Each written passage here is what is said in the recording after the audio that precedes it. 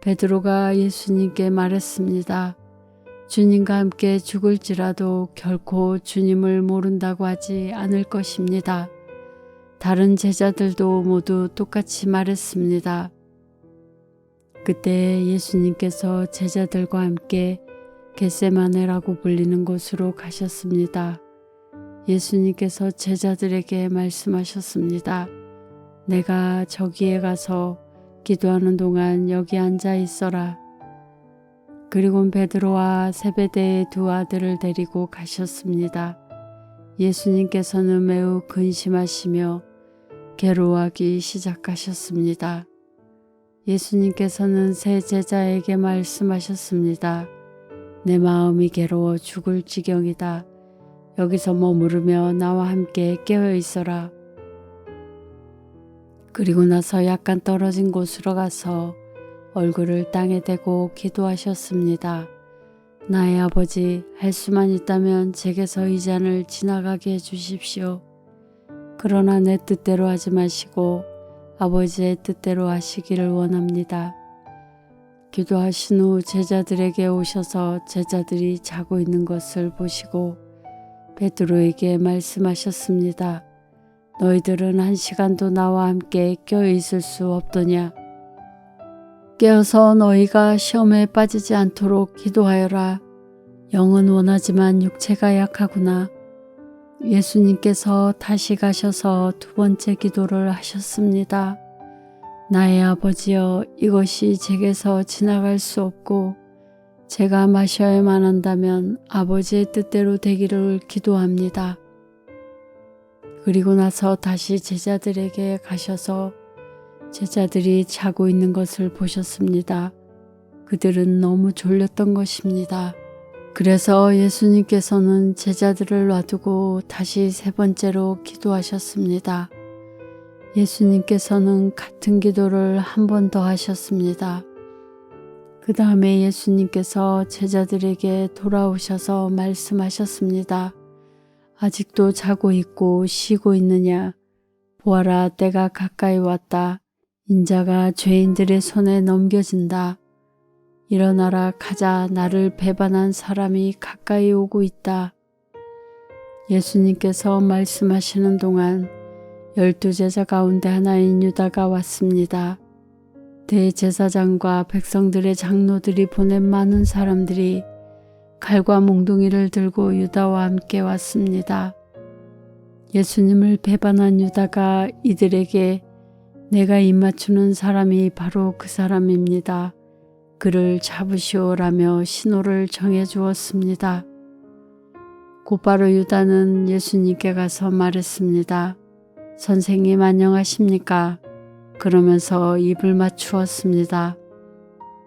예수님께서 친구여 무엇하러 여기 왔느냐 하고 묻자 사람들이 와서 예수님을 붙잡았습니다. 그러자 예수님과 함께 있던 제자 중 한 사람이 칼을 뽑았습니다. 그리고 대제사장의 종에게 칼을 휘둘러 그 종의 귀를 잘랐습니다. 예수님께서 그에게 말씀하셨습니다. 칼을 도로 제자리에 꽂아라. 칼을 쓰는 사람은 칼로 죽을 것이다. 너는 내가 내 아버지께 말씀드리면 즉시 12군단도 넘는 천사들을 보내주실 것을 생각하지 못하느냐.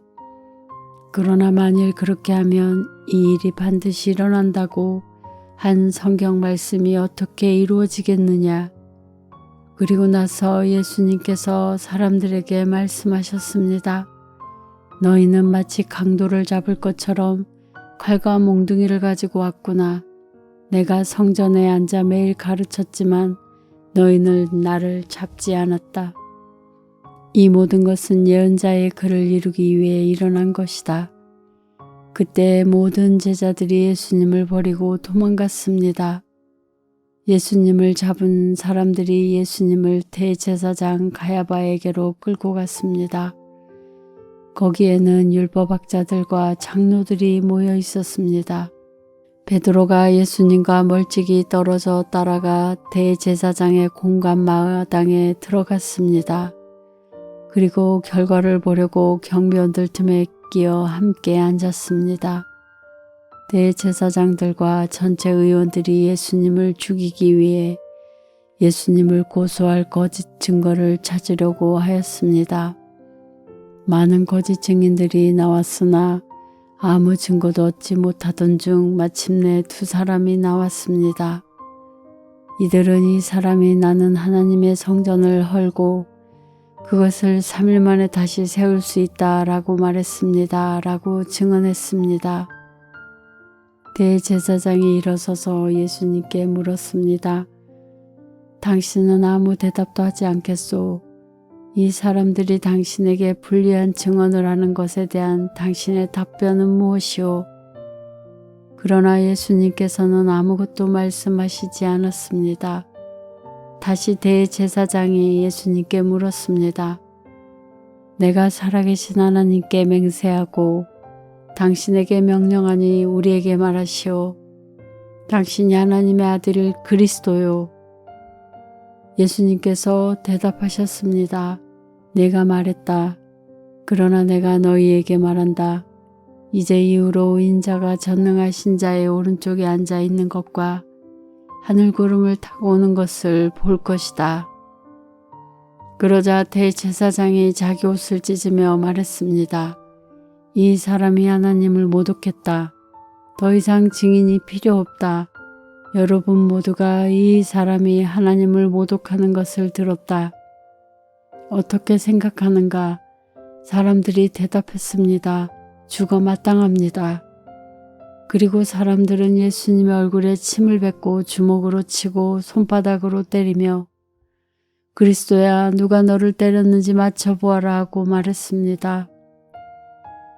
베드로가 대제사장 공간 마당의 바깥쪽에 앉아 있었습니다.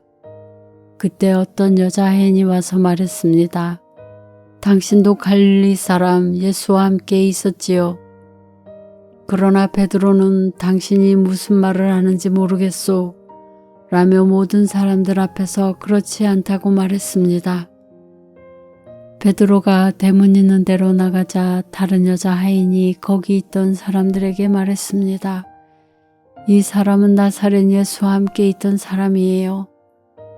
또다시 베드로는 나는 그 사람을 모릅니다 라고 맹세를 하며 그렇지 않다고 말했습니다. 잠시 후 서 있던 어떤 사람들이 베드로에게 가서 말했습니다. 분명히 너는 그들과 한패다. 내 말씨를 보니 틀림없다.